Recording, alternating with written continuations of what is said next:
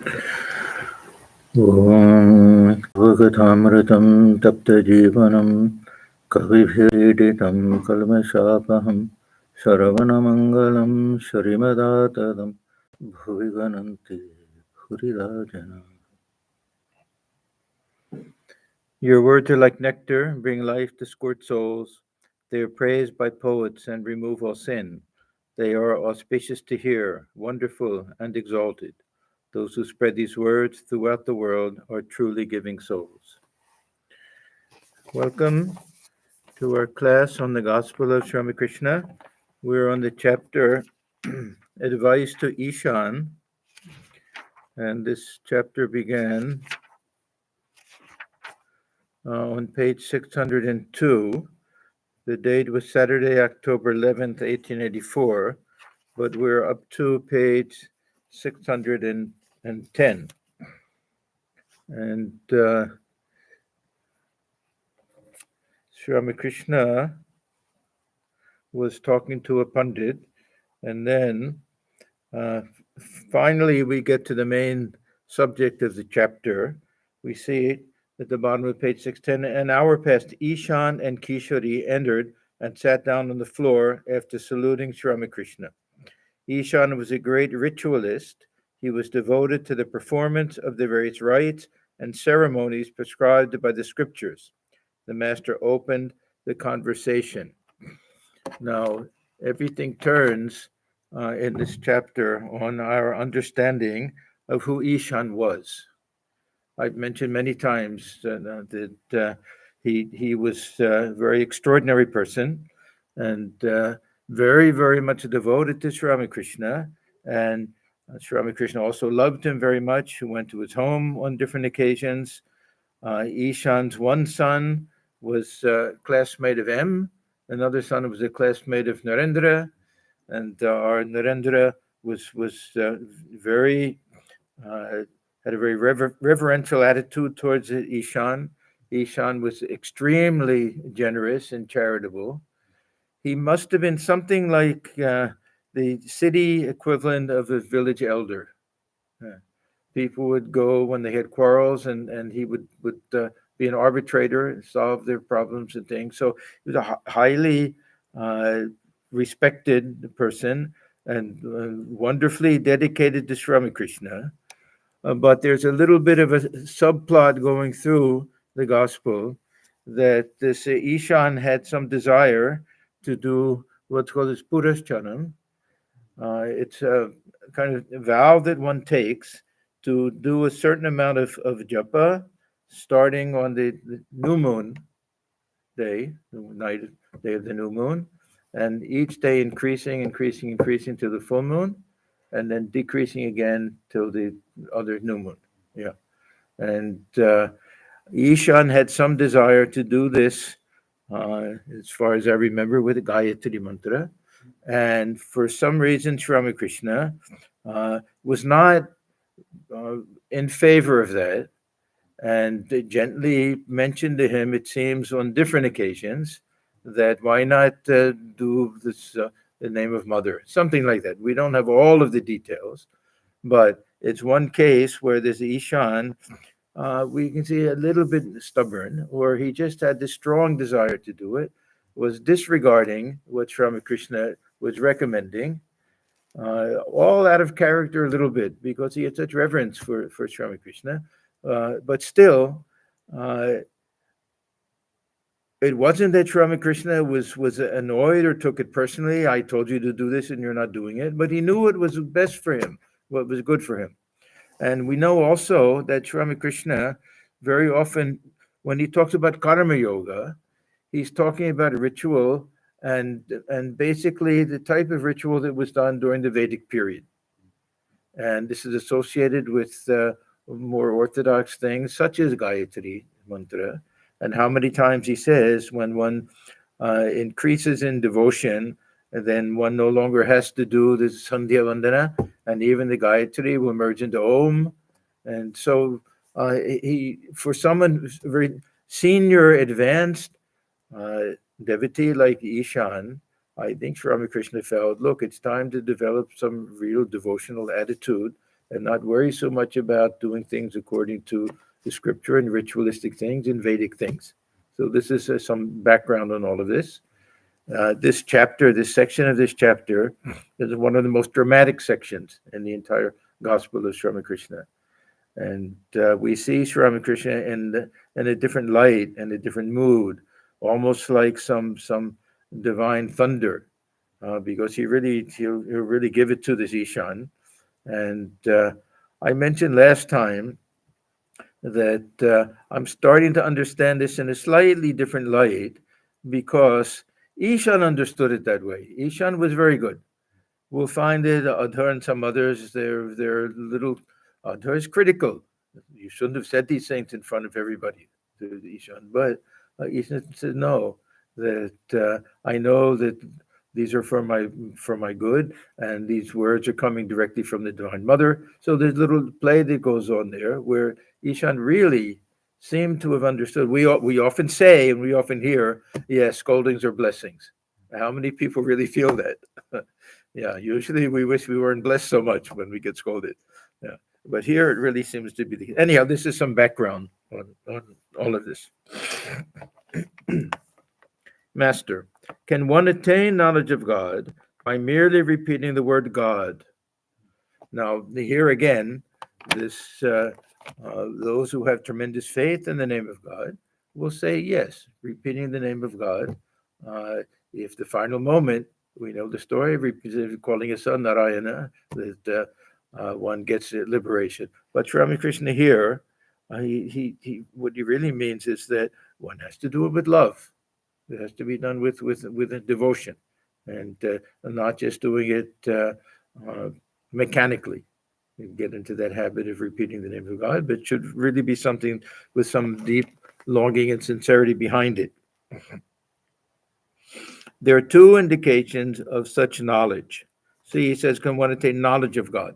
We can also say, can one realize God? See, here, there's not too much of a difference. So there are two indications of such knowledge. First, longing. That is to say, love for God. So this is how Sri Ramakrishna just blurs completely or eliminates this hard distinction between path of knowledge and the path of devotion. So for him, this means the attainment of knowledge is to have love of God. These are two things going hand in hand. You may indulge in reasoning or discussion, but if you feel no longing or love, it is all futile. Second, the awakening of the Kundalini. Now, why this Thakur mentioned this, gives so much emphasis to this, because this awakening of the Kundalini for him is equivalent to saying direct realization. It's equivalent to saying the mind has to go up to a different level, that nothing can be done through this ordinary mind, only this purified mind. This purified mind is the mind that can go beyond this ordinary sense plane and have some direct experience. So this is how we can kind of interpret these two things. This love for God has to be there. This longing for realization, if one is more vijnani, longing for realization, and it can't be theoretical.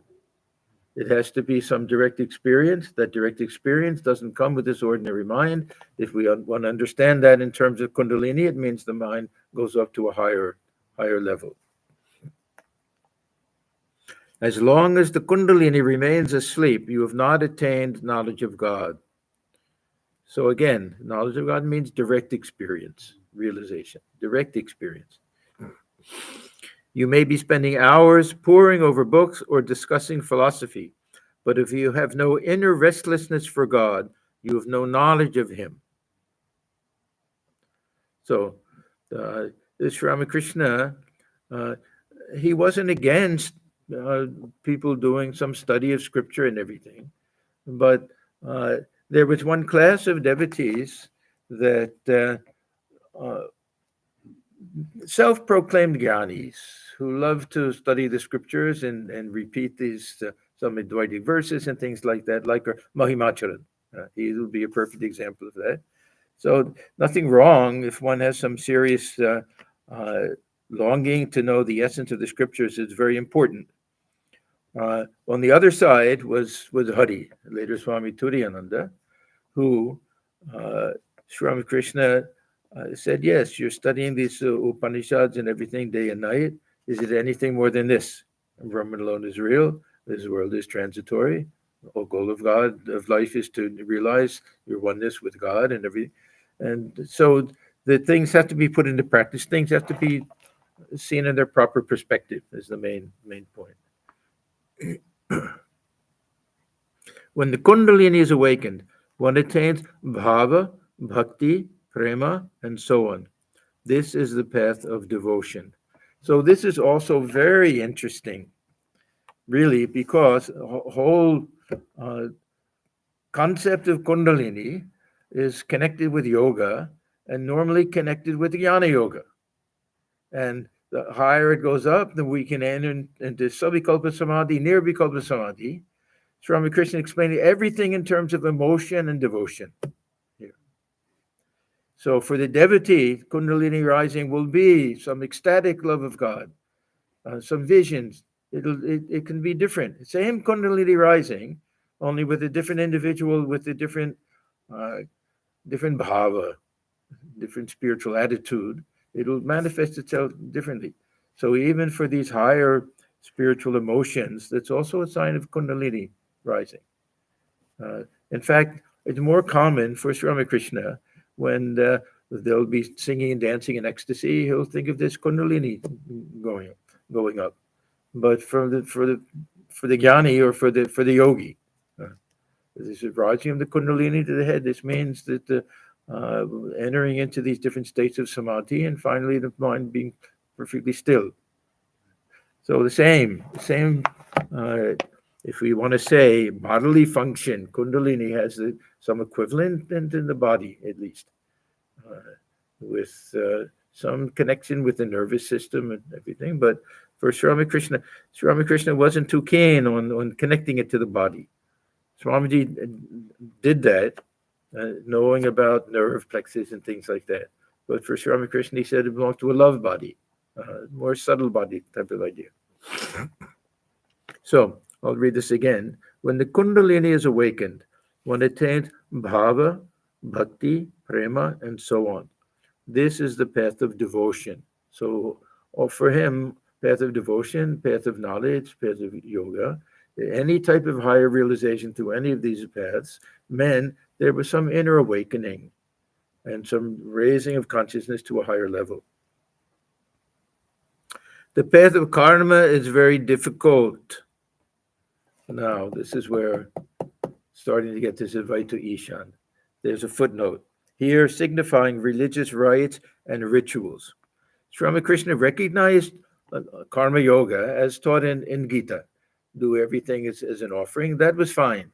But when this karma yoga, in his mind, when it referred to too much of ritual and formalities and orthodox things, and then he said in this Kali Yuga, there's no time. We don't have the stamina and the ability to do these things properly. So the path of karma is very difficult. Through it, one obtains some powers, occult powers. So this will be something like also kriyas. Now these are very popular. And do a lot of pranayama, asana, things like that, to force the Kundalini up and have some powers and things like that. Now, Ishan says, let me go and see Hazra. Okay. So it seems like this Ishan is saying, okay, he doesn't want to tell me directly he's not in favor of what I'm doing. He's giving these little hints. If he's not going to say directly, then I'll pretend I don't know what's going on. Let me go see Hazra. He is trying to sidestep things a little bit. And Hazra is always one to disagree with Sri Ramakrishna and to agree with those who like ritual and do a lot of japa and things like that. And so there were several of them who and he was a conversationalist. Even though he's sitting doing we're telling his beads all the time, that he liked to chit chat with people. And one of his favorites we know was Narendra, and how Narendra is always trying to stand up for him. Yeah. Sri Ramakrishna sat in silence. After a while, Ishan returned to the room accompanied by Hazra. The master was silent. A few moments later, Hazra whispered to Ishan, "Let's leave him alone. Perhaps he will meditate now." Both left the room. Yeah, Sri Ramakrishna, he would rarely sit for meditation. He could go into a meditative mood, but to sit for meditation meant that let me decide now to do something. He was way beyond that, sitting for meditation. We know even japa, that one very interesting incident where he sees Hazara with his beads in his hand, doing japa on the mala, and he says, "Oh, still doing things like that. Let me see if I can do it." And where he takes it and he says, "No, but let me try with, I can do a little with my left hand." Why he could do that, we don't know. But anyhow, uh, he was uh, he was not in favor of this clinging to Vaidhi Bhakti. For Swami Krishna, Vaidhi Bhakti was necessary in the beginning, that to follow certain rules, but not strict ritualistic types of rules. It means we have some instructions that we do. We have fixed times for meditation. We try to do a certain amount of japa, and uh, we do some puja. Whatever we do, that we follow some rites and rituals, personal things to increase our devotion. At some point, very late in the game, at some point, these things drop off because we reach some higher level where everything becomes spontaneous and everything becomes real. We don't have to make any effort. We feel that divine presence within.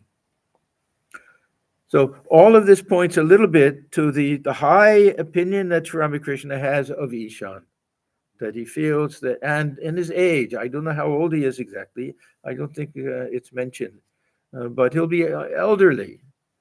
In those days, elderly could be in the 60s or something, but still, he'll be older than these young devotees who come.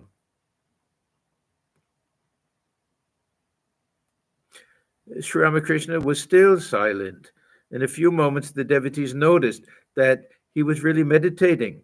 Then he performed japa. He placed his right hand on his head, then on his forehead, then on his throat, then on his heart, and last of all, on the navel. Was it meditation on the primordial energy in the six centers of the body? Now, this is M's guess. We don't know. Usually it'll be the other way around. Now, in puja, you may notice sometimes there are certain mantras that are repeated where first you touch the head. So maybe it was from that. We don't, when Thakur's in a mood like that, these things are spontaneous. He did puja for so many years. He would have known some of these ritualistic things.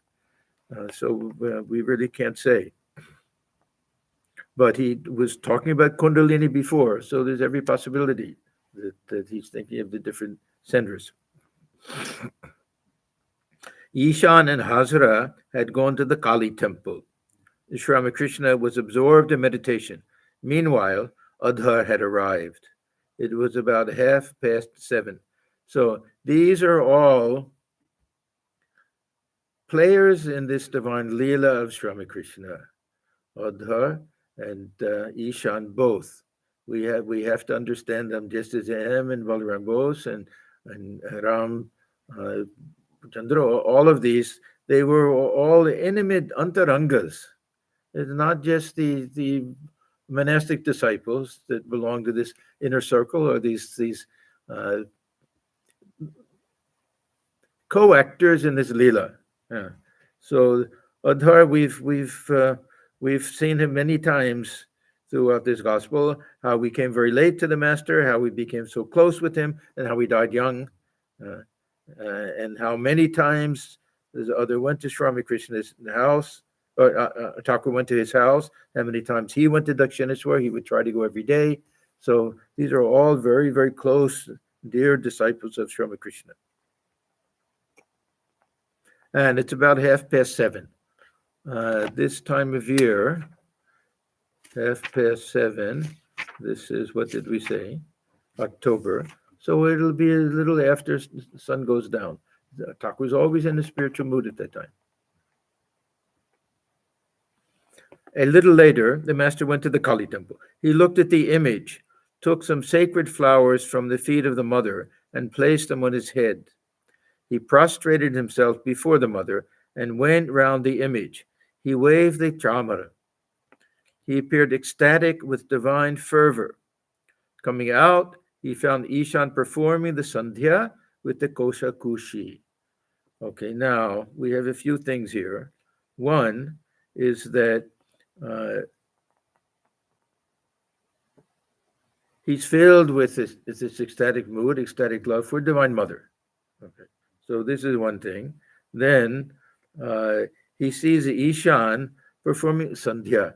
Now, Orthodox Brahmins will do this throughout a whole lifetime. Yeah. But for Sri Ramakrishna, the devotees belong to a different class. They don't have to do it for a whole lifetime. These things that, this is why he says, enough if they just repeat Gayatri. And they may even reach such a high state, enough if they repeat Om. And Kosha Kushi. So this means that he's doing some formal ritualistic type of worship. That's the big spoon and the little spoon. Yeah. That means that he's somehow brought with him, probably, unless he took it from the store, I doubt it, probably brought with him all of these things with the mind to start doing things, this Purush Charan then. And right in front of Mother Kali, after Thakur says, better do it with repeating the name of Mother and not listening to him. So, and Sri Ramakrishna, in that mood, he sees this. Yeah. So this is the setting for all of this. Master to Ishan, what? You were still here? Are you still performing the Sandhya? Sandhya, this is the ritual that goes with the repetition of Gayatri that is done twice or thrice a day. I don't know the different ways of doing it. I don't know all of these things. These are the Brahmin boys know these. That somebody can tell me how involved is this Sandhya Vandana. It takes some time, huh? Yeah, 45 minutes. So then they'll do it for, and they may repeat the Gayatri for a long time also. Yeah. So those who are very orthodox, they'll do all of these things. Now, in the case of Ishan, this is not his daily thing to come to the temple. Maybe he planned to do this Purusharana in front of the Kali temple every day. And this. It seems as if this is the first day that he's starting. I don't know if they said it was the new moon day. Did we see that? Sometimes M will tell us.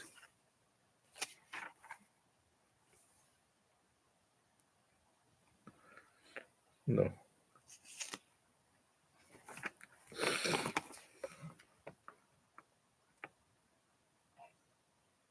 So he says, what? You are still here.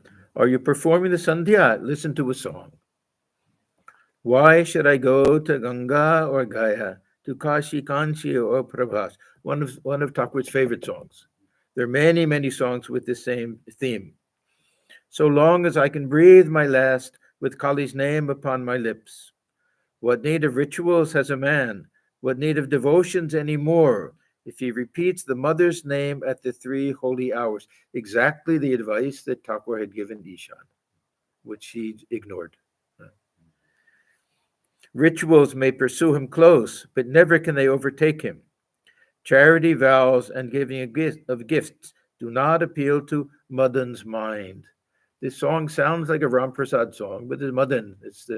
I don't know who it is. It's the author. The blissful mother's lotus feet are his whole prayer and sacrifice. Now Thakur will continue this long, almost soliloquy,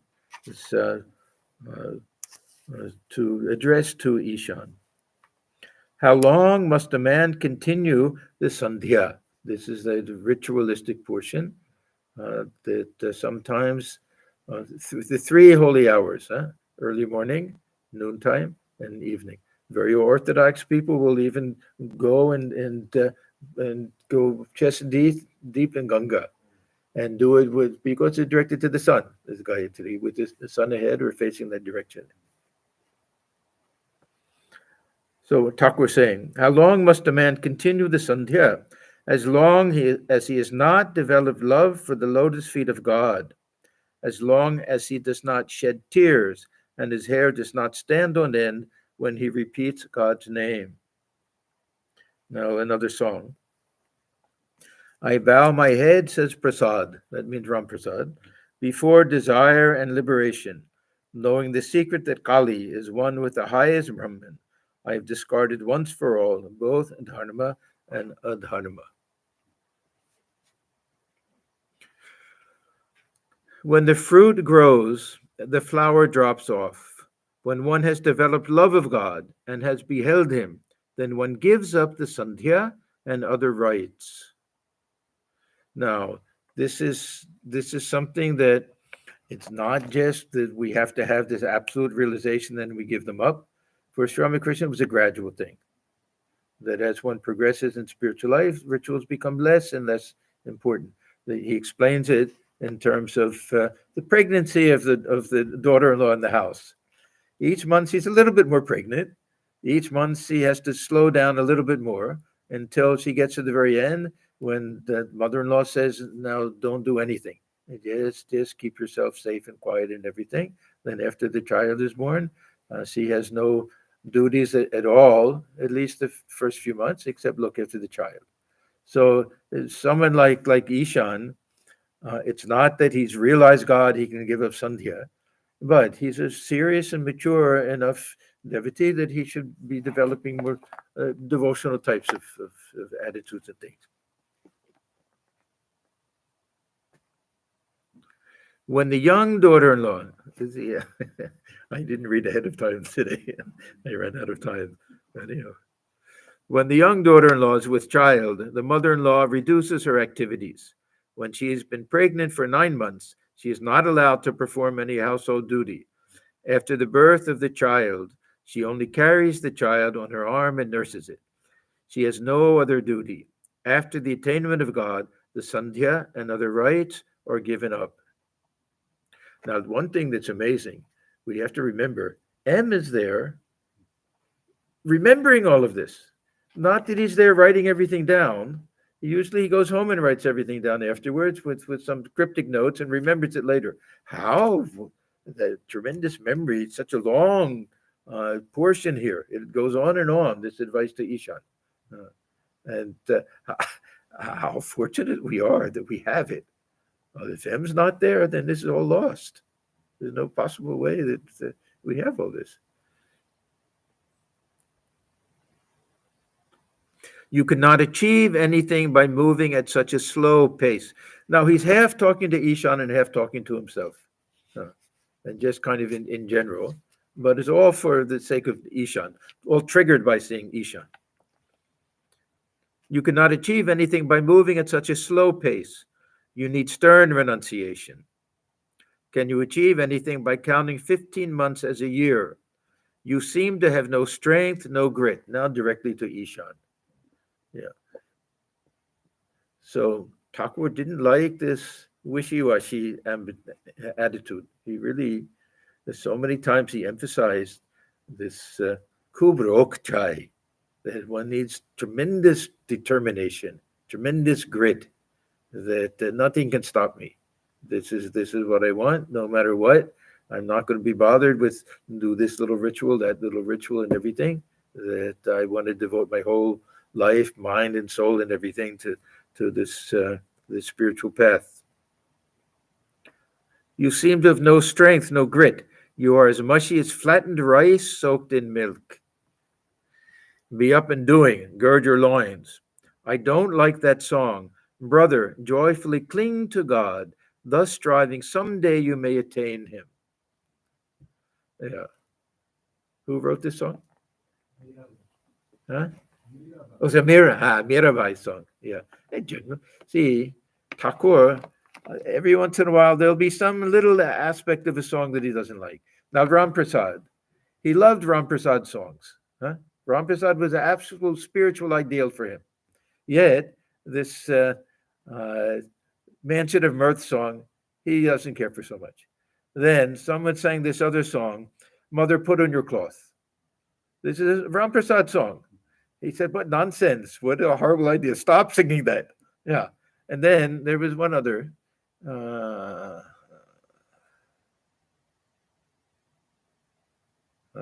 just had it. I don't remember. Mahabosun Puranama. Yeah, you said what? And all this talk about profit and loss and everything. These are also Ram Prasad songs. That because he was a clerk in an office when he wrote these, and it was Mother, I'll be the keeper of your treasury and everything, and yeah. So sometimes yes, with something was otherwise he loved these songs, Ram Prasad songs. You ask me why you don't feel stern renunciation. Now it's really directed to Ishan, the whole thing. There's a reason. There's a reason for it. You have desires and tendencies within you. Now, I want to really emphasize this. It sounds like Sri Ramakrishna has a very low opinion of Ishan. It's not true. It sounds like he's being overly critical. He's doing this really. This is such a blessing for Ishan just to remove this. He's so strong. Just get this out of your mind, these ideas.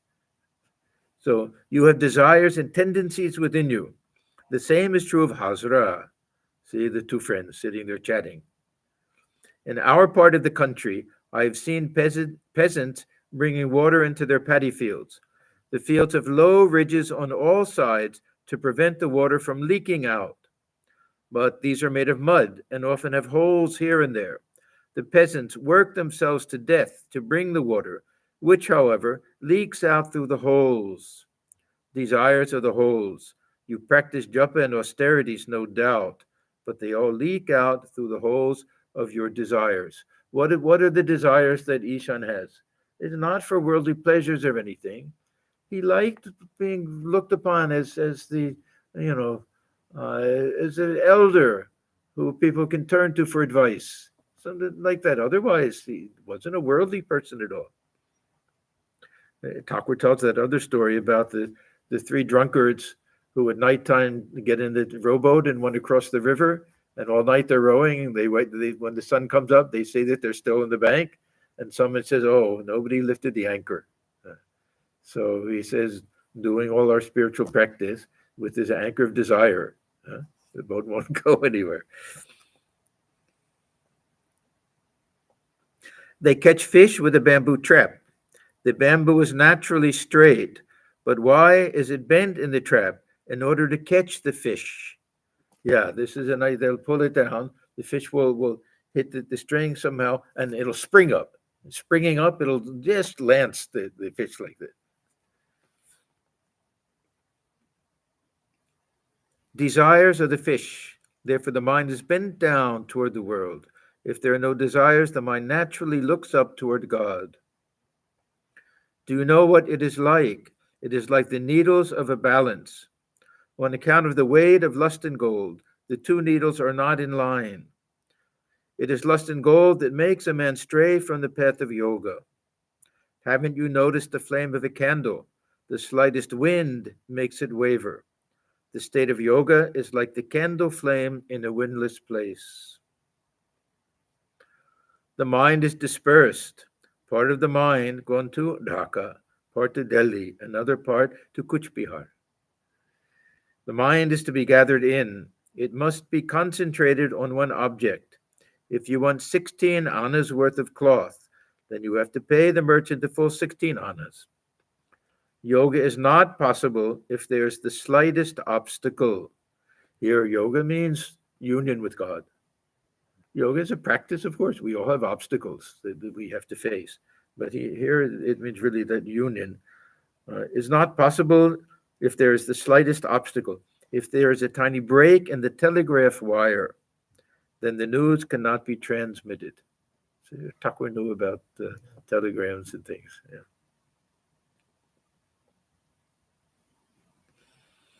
You were no doubt in the world. What if you are? You must surrender the fruit of your action to God. You must not seek any result for yourself. But mark one thing, the desire for bhakti cannot be called a desire. You may desire bhakti and pray for it. Practice the tamas of bhakti and force your demand upon the Divine Mother. So here we see very clearly that what we usually think of as karma yoga is something Thakur is praising. He says you must surrender the fruit of your action to God. So this is key element of karma yoga for the devotee. The jnani can practice karma yoga in a different way, with a detachment. I'm not the agent of action. For the devotee, it means doing everything with that feeling, remembering God and offering to God. And a common theme for everyone, you must not seek any result for yourself. But this desire for bhakti, this includes many other things. We can have a desire for holy company. We can have a desire to be able to have leisure to spend time doing our spiritual practice. All sorts of positive things. Desire for sattvic qualities in ourselves. Desire to be free from all of the passions and everything. These are all very, very important desires that we have to have. Yeah, Thakur liked this idea, tamas of bhakti, that be like the dacoit, kill and beat and slay and everything, that we want any obstacle in front of us, we just say, no, I won't stand it. And just go straight ahead. Force your demand upon the mother. Because this is what Thakur did. This is how he had his first realization. Mother, either you reveal yourself to me or I cut my throat with a knife. That's all. Yeah, simple. Huh? You have to do it. And it was Ram Prasad's attitude also. Yes. To do Purush for somebody, they must have longing for God. Without that, you don't have that desire. So see, first of all, he's doing this in a public place. Ishan. That means some little slight desires there for people to see that he's doing it and to be able to say that I did it. Somehow, if he's really, really serious, he'll do it in solitude. No one will know and no one will see it. One indication that it's not 100%.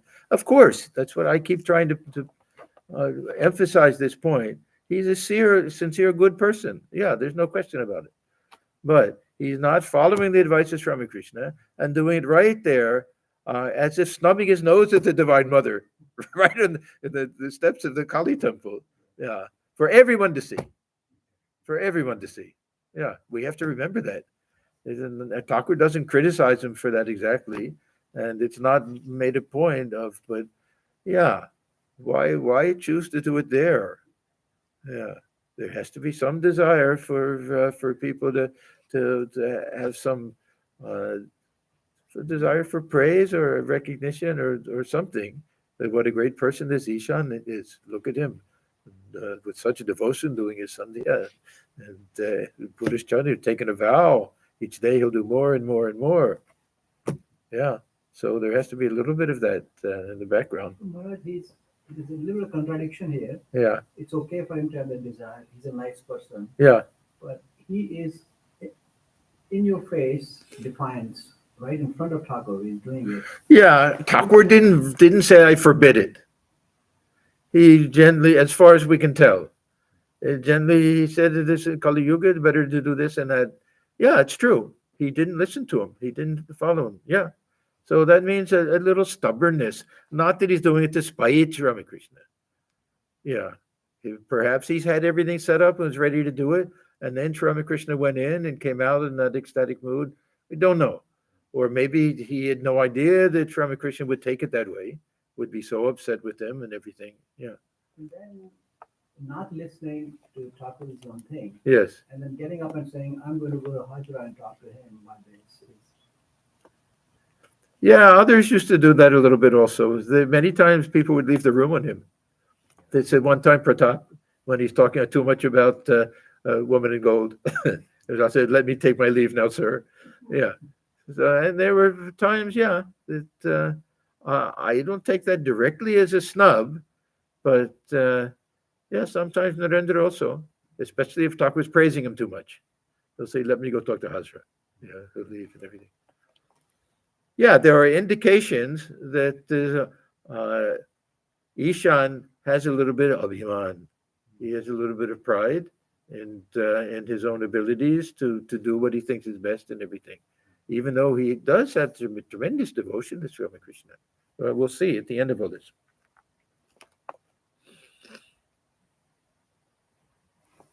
Then Thakur sings another song.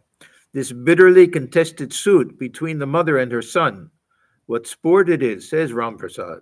I shall not cease tormenting thee till thou thyself shalt yield the fight and take me in thine arms at last. Yeah, for Sri Ramakrishna, this devotion to the Divine Mother was something so sweet and so tangible that he wanted to instill that type of devotion into his devotees and disciples. Yeah. Whether we say Ishan was a disciple, we never know exactly who was and who wasn't, but he took refuge with Sri Ramakrishna. That much we can say. Mostly, a little bit of doing things that he wanted to do. Trailokya once remarked, "As I was born into the family, I have a share in the estate." Now, the Trailokya, this was Mathu's son, that Trailokya, not Sanyal, and he did have a share. And probably he was talking about the real estate, the Dakshineshwar temple. Yeah, but Thakur was taking it this other way. God is your own mother. Is she a stepmother? Is it an artificial relationship? If you cannot force your demand on her, then on whom can you force it? Say to her, Mother, am I thine eight-month child? Thy red eyes cannot frighten me. There's a footnote. A premature child is generally weak and fearful. A deed of gift I hold in my hand, attested by thy husband Shiva. Another Ramprasad song. Yeah, he did lots of these things with deeds and trusts and everything. I shall sue thee if I must, and with a single point shall win.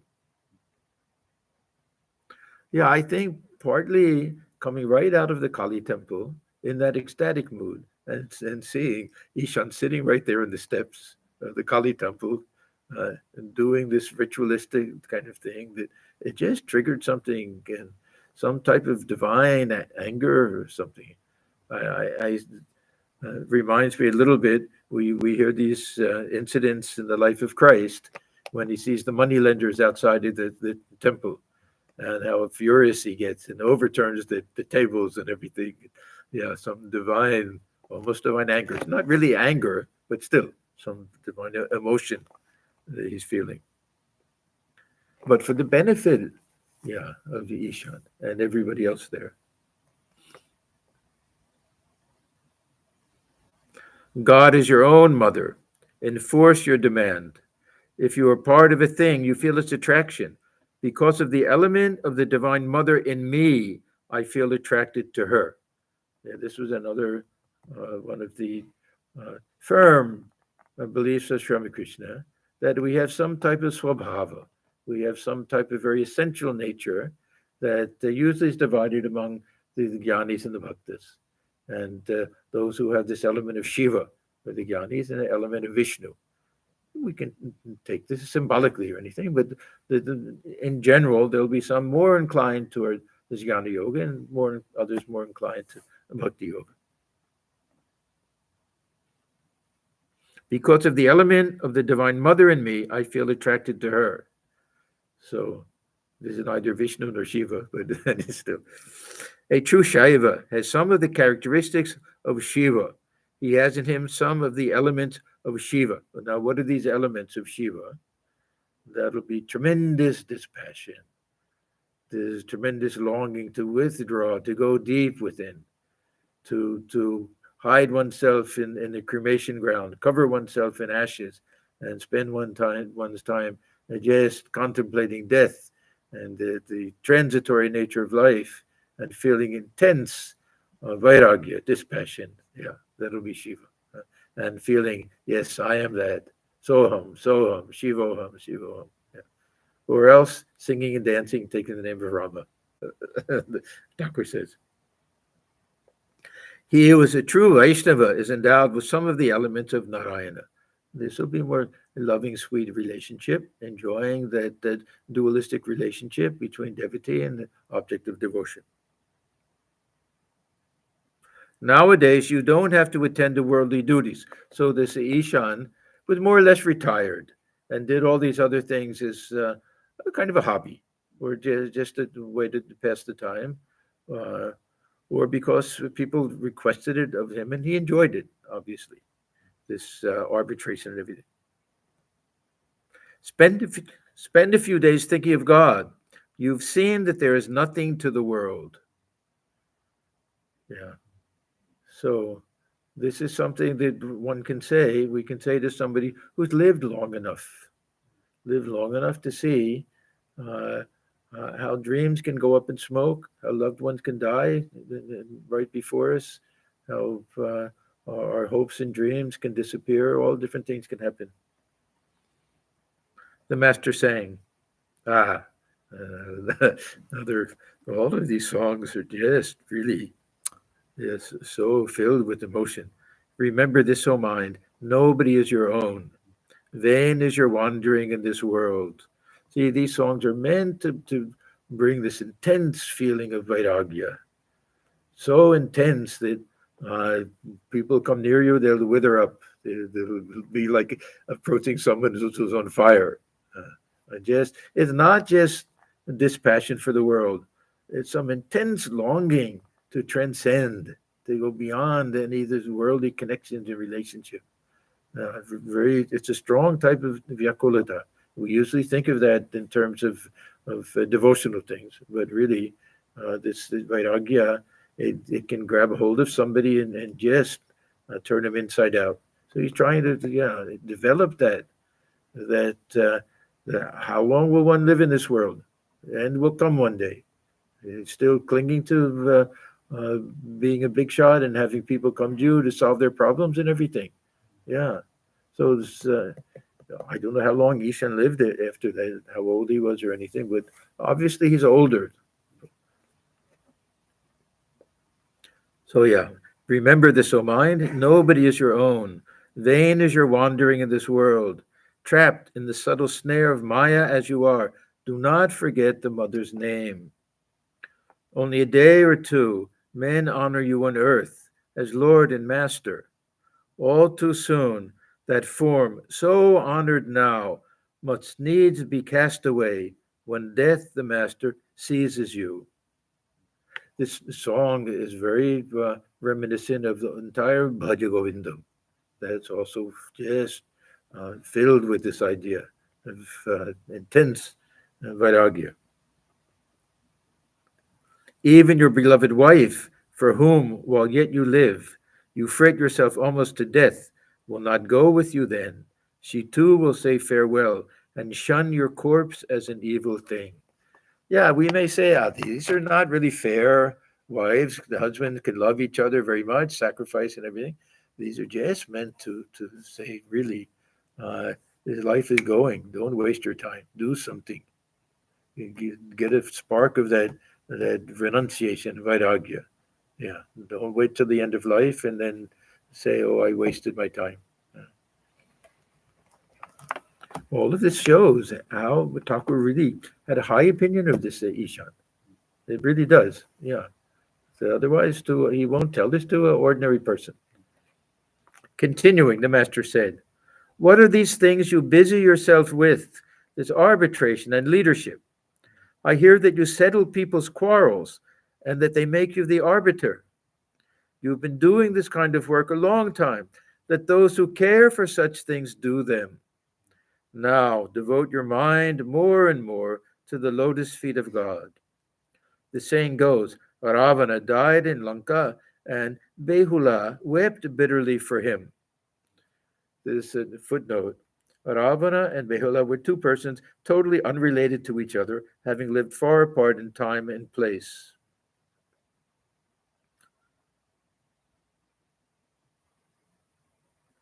So he wants to call on God. He wants to have some realization, and yet he's doing all of these other things, which are really more obstacles. This is the point of that.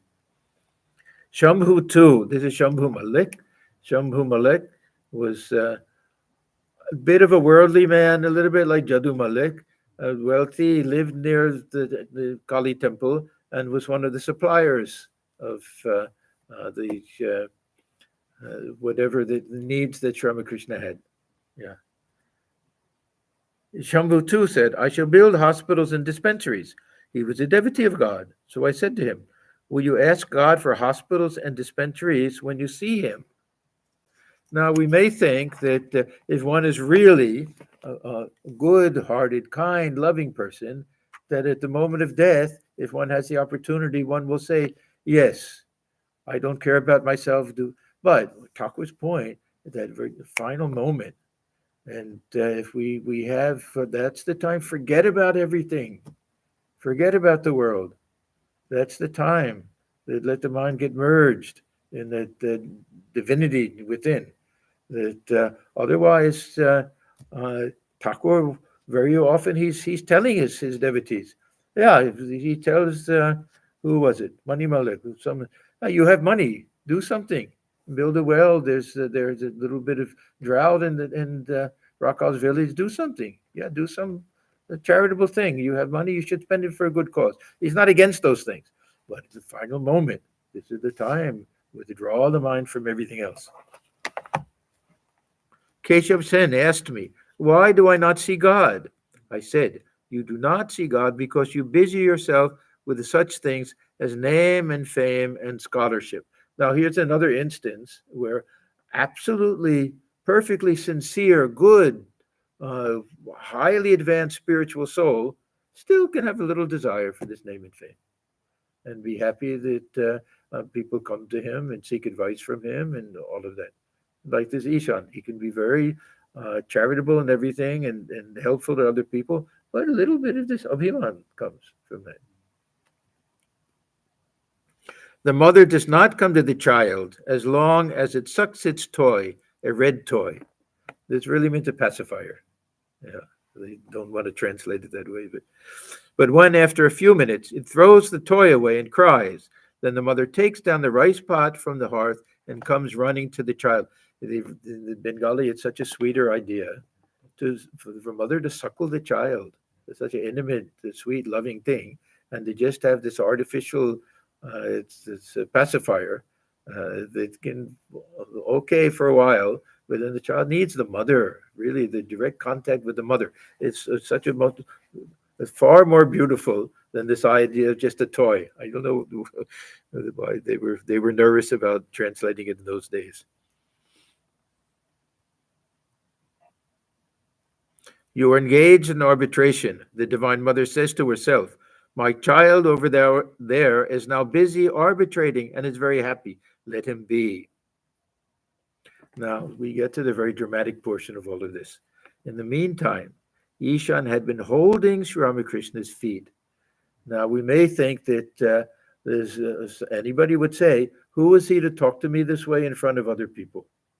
But here, just clinging to his feet, listening to all of this, it's such a beautiful thing, for a type of meditation to think about all these things. In the meantime, Ishan had been holding Sri Ramakrishna's feet. He said humbly, it is not my will that I should do those things. Now, this is that classic idea we get from the Gita. It's just my nature. My swabhava is driving this. Yeah, it's not really that I know I'm better off not caring for these things, but something within me is gets some enjoyment and pushes me to do these things somehow. Master, I know it. This is the Divine Mother's play, her lila. It is the will of the great enchantress that many should remain entangled in the world. Do you know what it is like? How many are the boats? Then he sings another song. How many are the boats, O mind, that float on the ocean of this world? How many are those that sink?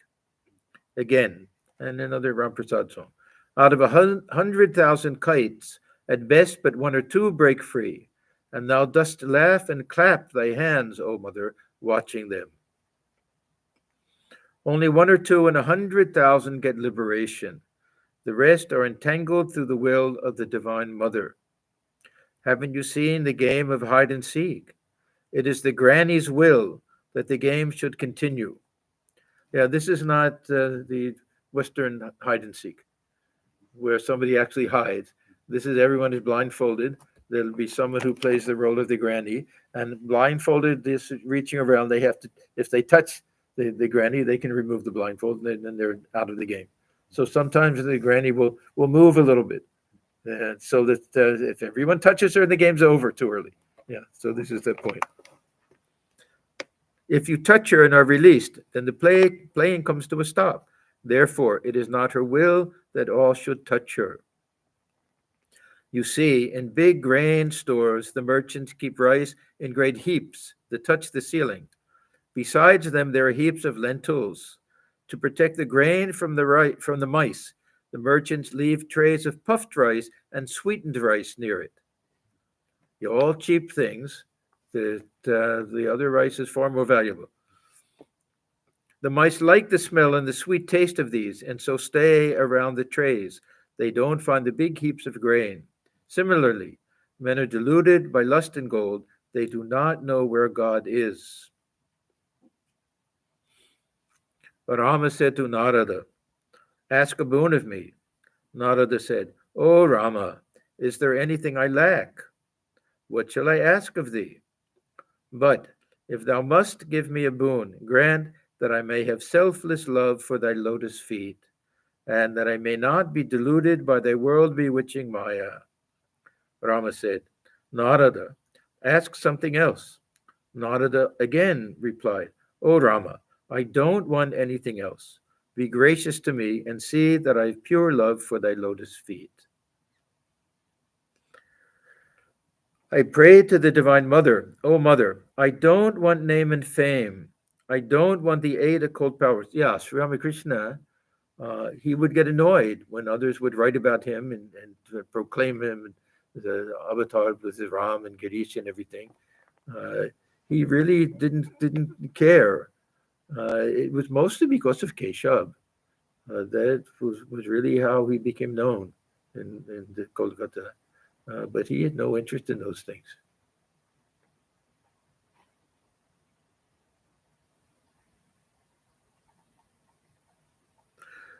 I prayed to the Divine Mother, "O Mother, I don't want name and fame. I don't want the 8 occult powers. I don't want 100 occult powers. O Mother, I have no desire for creature comforts. Please, Mother, grant me the boon that I may have pure love for thy lotus feet." It is written in the Adhyatma Ramayana that Lakshmana asked Rama, "Rama, in how many forms and moods do you exist? How shall I be able to recognize you?" Rama said, "Brother, remember this. You may be certain that I exist wherever you find the manifestation of ecstatic love, or Chitta Bhakti. That love makes one laugh and weep and dance and sing. If anyone has developed such love, you may know for certain that God himself is manifest there." Chaitanya Deva reached that state. The devotees listened spellbound to Sri Ramakrishna. His burning words entered their souls, spurring them along the path of renunciation. So M is obviously very, very much affected by all of this. Yeah, he's the one writing this, of course. Now he spoke to Ishan in a serious voice. "Master, don't forget yourself because of what you hear from your flatterers. Flatterers gather around a worldly man. Vultures gather around the carcass of a cow. Worldly people have no stuff in them. They are like a heap of cow dung. Flatterers come to them and say, 'Oh, you were so charitable and wise. You were so pious.' These are not mere words, but pointed bamboos thrust at them. How foolish it is to be surrounded day and night by a bunch of worldly Brahmin pundits and hear their flattery. Worldly men are slaves of 3 things. They are slaves of their wives, slaves of their money, slaves of their masters. Can they have any inner stuff? There is a certain person whom I shall not name. He earns 800 rupees a month, but is the slave of his wife. He stands up or sits down at her bidding. Arbitration and leadership, how trifling these are. Charity and doing good to others. You have had enough of these. Those who are to devote themselves to such things belong to a different class." So again, evidence of this regard he has for Ishan. Now the time is right for you to devote your mind to the lotus feet of God. If you realize God, you will get everything else. First God, then charity, doing good to others, doing good to the world, and redeeming people. Why need you worry about those things? Ravana died in Lanka, and Behula wept for him bitterly. That's the trouble with you. It will be very good if a world renouncing sannyasi gives you some spiritual instruction. Yeah. He just got it from the highest source. The advice of the worldly man will not be right, be he a Brahmin Pandit or anyone else. Be mad with love of God. Let people know that Ishan has gone mad and cannot perform worldly duties anymore. Then people will no longer come to you for leadership and arbitration. Throw aside the kosha kushi and justify your name of Ishan, Shiva, the all-renouncing Shiva. Ishan quoted, O mother, make me mad with thy love. What need have I of knowledge or reason? Yeah, this is, let me just get to this one last point. Master, mad, that's the thing. Shivanath Shastri from the Brahma Samaj once said that one loses one's head by thinking too much of God. What, said I? Can anyone ever become unconscious by thinking of consciousness? God is of the nature of eternity, purity, and consciousness. Through his consciousness, one becomes conscious of everything. Through his intelligence, the whole world appears intelligent. Shivanath said that some Europeans had gone insane, that they've lost their heads by thinking too much about God. In their case, it may be true, for they think of worldly things. There's a line in a song, divine fervor fills my body and robs me of consciousness. The consciousness referred to here is the consciousness of the outer world. Ishan was seated touching Sri Ramakrishna's feet and listening to his words. Now and then he cast a glance at the basalt image of Kali in the shrine. In the light of the lamp, she appeared to be smiling. It was as if the living deity, manifesting herself through the image, was delighted to hear the Master's words, holy as the words of the Vedas. Ishan, pointing to the image, those words from your sacred lips have really come from there. This is a good place to stop. It'll continue a little bit. But yeah, this is the point that Thakur knew what he was saying. He knew whom he was saying them to. He knew the effect that they would have, and he knew that how it would be received. And to the credit of Ishan, he's not at all offended. He takes it as tremendous grace, the grace of the Divine Mother. So we'll stop here towards the top of page 616. Om Niranjanam Nityamanantarupam Bhaktanugambhaturavigraham Lai Ishavataram Parameshamidhyam Tam Ramakrishnam Sirisa Namamama. We bow our heads before Sri Ramakrishna, who is stainless, of infinite nature, whose heart melts in sympathy for his devotees, who is an embodiment of the divine and the Supreme Lord, and ever worthy of our worship. Om Shanti, Shanti, Shanti. Peace, peace, peace be unto all. Thank you, everyone.